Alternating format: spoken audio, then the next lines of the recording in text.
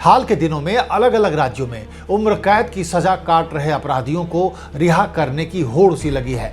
अपराधी छोड़े तो जाते हैं कानून के हिसाब से ही, लेकिन रिहा किए जाने वाले अपराधियों को चुनने की प्रक्रिया पर सवाल उठने लगे हैं। अगर कानून की नजरों में सभी बराबर हैं, तो फिर अपराधियों को रिहा करते समय बराबरी का सिद्धांत कहां चला जाता है? नमस्कार, मैं हूं राकेश और आप देख रहे हैं पॉइंट ऑफ व्यू।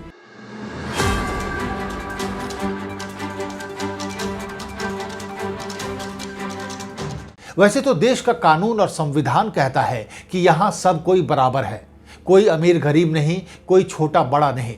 लेकिन कानून के सामने बराबरी के दावों के बीच कुछ हाई प्रोफाइल कांड के दोषियों की रिहाई कुछ और ही कहानी कहती है। खासकर तब जब दोषियों को रिहा करने की हर राज्य की अपनी अलग व्याख्या और क्राइटेरिया है। गुजरात के बिल्किस बानो गैंगरेप केस में 11 सजा पाए दोषियों को सरकार ने रिहा कर दिया। 2002 में गुजरात दंगों के दौरान 11 लोगों ने बिल्किस बानो के साथ गैंगरेप किया। उस समय बिल्किस 5 महीने की प्रेग्नेंट थी। बिल्किस की मासूम बच्ची समेत पूरे परिवार को मौत के घाट उतार दिया गया। कोर्ट में पेश गवाह और सबूतों के आधार पर 11 आरोपी दोषी पाए गए। कोर्ट ने उन्हें उम्र कैद की सजा सुनाई।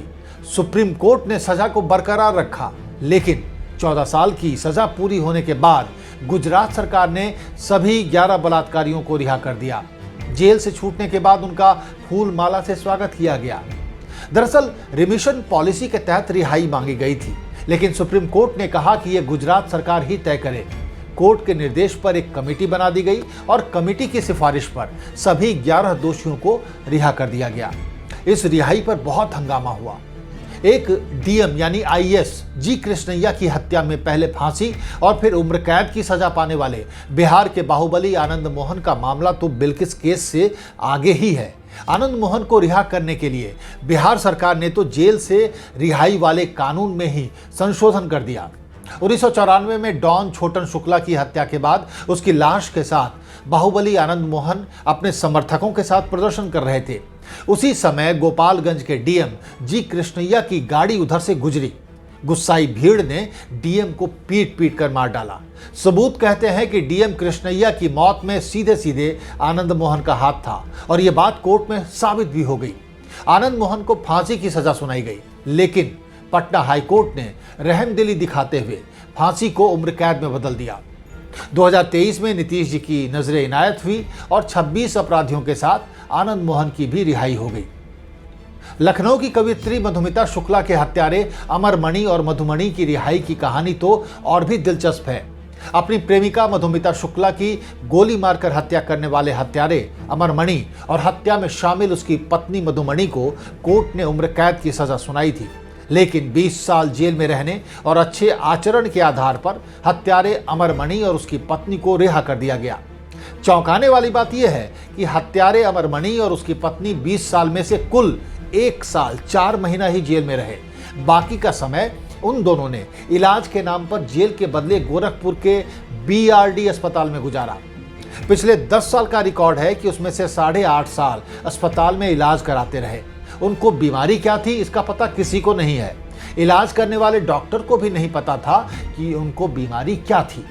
क्या किसी आम अपराधी को यह सुविधा मिल सकती है? दिल्ली की मॉडल जेसिका लाल मर्डर केस में भी यही हुआ। शराब न मिलने पर सरेआम सबके सामने जेसिका लाल की गोली मारकर हत्या करने वाले ऊंची पहुंच और रसूख वाले सिद्धार्थ वशिष्ठ उर्फ मनु शर्मा को समय से पहले रिहा कर दिया गया। वैसे तो उसे उम्र कैद की सजा मिली थी, लेकिन जेल में रहने के दौरान न जाने कितनी बार उसे पैरोल मिली।